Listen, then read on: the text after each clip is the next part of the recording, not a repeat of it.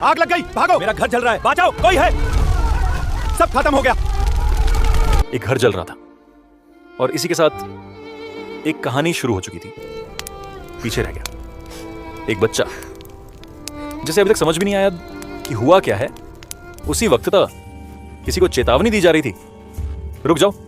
लेकिन जब ये फाइल खुली तो बात सिर्फ एक केस की नहीं रही, क्योंकि इसमें जुड़े थे वो लोग जो कभी सामने नहीं आते। अब सवाल ये नहीं था कि कौन सही है, सवाल ये था क्या सच सामने आएगा। कमरे की लाइट अचानक चली गई। पूरा केबिन अंधेरे में डूब गया। एक पल के लिए समय जैसे रुक गया। सिर्फ बाहर से आती हवा की आवाज और दिल की तेज धड़कन। उन्होंने मोबाइल की फ्लैशलाइट जलाई। रोशनी की पतली सी किरण कमरे में घूमी और तभी उन्हें महसूस हुआ वह अकेले नहीं है। पीछे से किसी के खड़े होने की आहट। उन्होंने अचानक मुड़कर देखा, कोई नहीं, लेकिन हवा में अजीब सी गंध थी, जली हुई अगरबत्ती और सीलन मिली हुई। IAS अधिकारी की पेशानी पर पसीना आ गया। उन्होंने खुद को संभाला। यह सिर्फ थकान है, उन्होंने मन में कहा। तभी मोबाइल की स्क्रीन पर एक मैसेज फ्लैश हुआ, अननोन नंबर। जो फाइल तुम खोल रहे हो वो बंद ही रहने देती तो अच्छा था। उनकी उंगलियां सख्त हो गईं। उन्होंने तुरंत नंबर कॉल किया। यह नंबर उपलब्ध नहीं है। उसी पल लाइट वापस आ गई, लेकिन कमरे की हवा अब पहले जैसी नहीं थी। वह कुर्सी पर बैठ गए, गहरी सांस ली। यह कोई आम धमकी नहीं थी, यह चेतावनी थी। अगली सुबह पूरे कलेक्ट्रेट में फुसफुसाहटें थीं। कर्मचारी धीमी आवाज में बात कर रहे थे, जैसे कोई अनदेखा डर सबके सिर पर मंडरा रहा हो। IAS अधिकारी जैसे ही दफ्तर पहुंचे, एक चपरासी दौड़ता हुआ आया। सर, वो औरत जो कल आई थी, उनका दिल धक से रह गया। क्या हुआ? चपरासी ने सिर झुका लिया। उसका घर रात में जल गया सर। कुछ सेकंड तक उन्हें कुछ सुनाई नहीं दिया। बच्चा जिंदा है, पड़ोसियों ने निकाल लिया। IAS अधिकारी की आंखों के सामने अंधेरा छा गया। यह संयोग नहीं हो सकता था, यह साफ संदेश था। वह खुद बिना किसी सुरक्षा के उस बस्ती में पहुंचे। जली हुई दीवारें, धुएं की बदबू, लोग डर के मारे दूर खड़े थे। वही बच्चा एक कोने में बैठा था, मां की साड़ी जली हुई, आंखें सूनी। बच्चे ने उन्हें देखा, पहचाना, धीरे से बोला, अंकल, पापा आएंगे ना? IAS अधिकारी ने पहली बार नजरें झुका ली।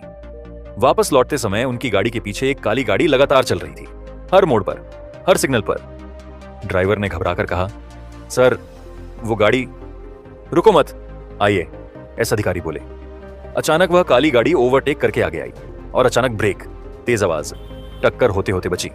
काली गाड़ी से कोई नहीं उतरा, बस खिड़की थोड़ी सी खुली। अंदर से एक भारी आवाज आई, कुछ सच दबे ही रहने चाहिए कलेक्टर साहब। गाड़ी तेजी से गायब हो गई। उस रात IAS अधिकारी घर नहीं गए, सीधे पुराने रिकॉर्ड रूम पहुंचे, जहां 20 साल पुरानी फाइलें रखी थीं। धूल, अंधेरा और सन्नाटा। एक बुजुर्ग चौकीदार मिला, कांपती आवाज में बोला, साहब, ये फाइलें रात में नहीं खोलते। क्यों? चौकीदार ने इधर उधर देखा।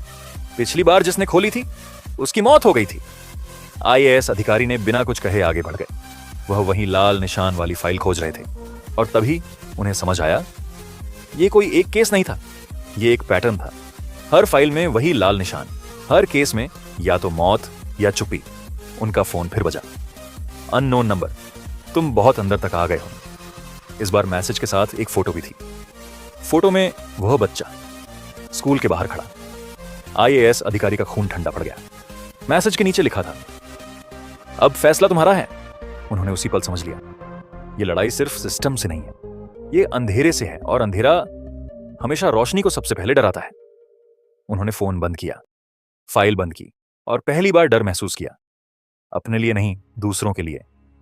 कैमरा या कहानी आखिरी सीन में उनकी आंखों पर रुकती है, जहां डर और गुस्सा एक साथ जल रहे हैं।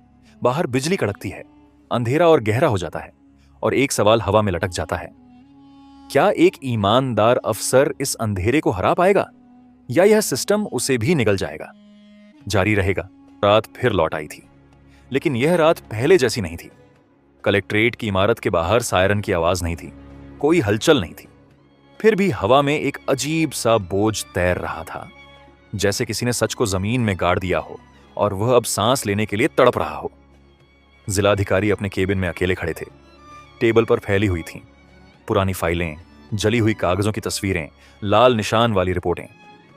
3 दिनों में उन्हें एक बात साफ समझ आ चुकी थी, यह सिर्फ भ्रष्टाचार नहीं था, यह एक पूरा जाल था।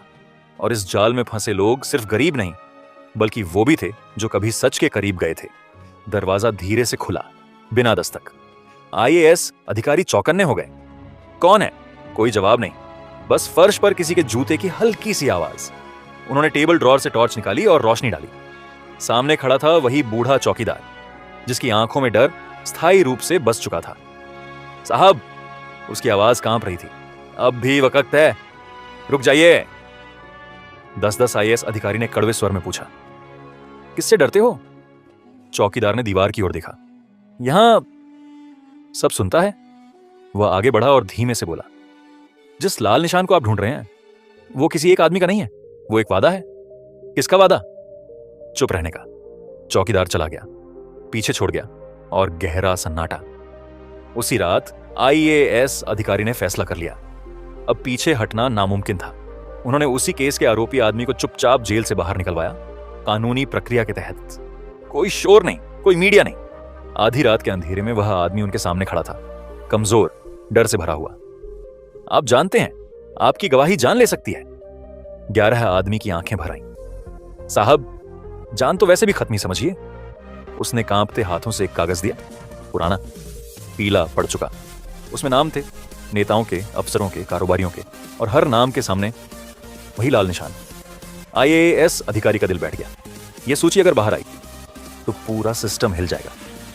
अगली सुबह अखबारों में अचानक एक खबर छपी, जिलाधिकारी पर सत्ता के दुरुपयोग का आरोप। झूठी खबर, झूठे सबूत। टीवी चैनल के बाहर वैनन लग गई। फोन लगातार बज रहा था। उसी वक्त एक कॉल आई, अननोन नंबर। अब भी रुक जाओ, वरना अगला नाम तुम्हारा होगा। आईएएस अधिकारी ने फोन काट दिया। उन्होंने प्रेस कॉन्फ्रेंस बुलाने का फैसला किया, लेकिन उससे पहले एक आखिरी सच सामने लाना जरूरी था। 12 शाम को तेज बारिश हो रही थी, बिजली बार बार जा रही थी। आईएएस अधिकारी उसी पुराने रिकॉर्ड रूम में पहुंचे जहां सब कुछ शुरू हुआ था। वही लाल निशान वाली पहली फाइल। जैसे ही उन्होंने उसे खोला, बिजली चली गई, पूरा कमरा अंधेरे में डूब गया। और तभी पीछे से किसी ने फुसफुसाकर कहा, बहुत देर कर दी। उन्होंने पलटकर देखा, अंधेरे में कई परछाइयां थीं, कोई चेहरा साफ नहीं दिख रहा था, बस आवाजें। तुम्हें आईएएस बनाया हमने, तुम्हारी पोस्टिंग हमने दी, और अब तुम ही एक परछाई आगे बढ़ी। हम तुम्हें मिटा सकते हैं। आईएएस अधिकारी ने डर के बावजूद सीधा कहा, अगर सच मिट जाता तो यह देश कब का खत्म हो गया होता।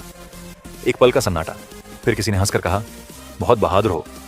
13 अचानक कमरे की लाइट जली, परछाइयां गायब थीं, कमरा खाली, जैसे कुछ हुआ ही ना हो। लेकिन फाइल गायब थी। आईएएस अधिकारी समझ गए, यह आखिरी चेतावनी थी।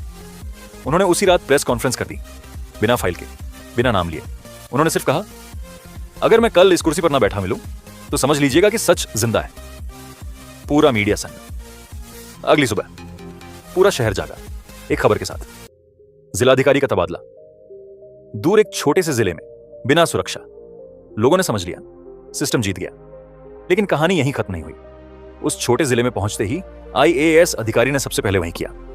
गरीबों की फाइलें खुद देखी, एक एक केस, एक एक इंसान, और धीरे धीरे लोगों में हिम्मत लौटने लगी।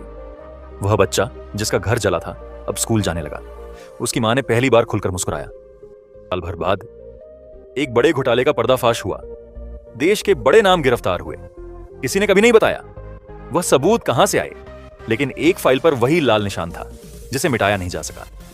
आईएएस अधिकारी टीवी पर नहीं आए, अखबार में फोटो नहीं छपी। वह उसी छोटे जिले में खड़े थे, एक पेड़ के नीचे। बच्चे उनके पास आए। अंकल, आप डरते नहीं हो? आईएएस अधिकारी मुस्कुराए।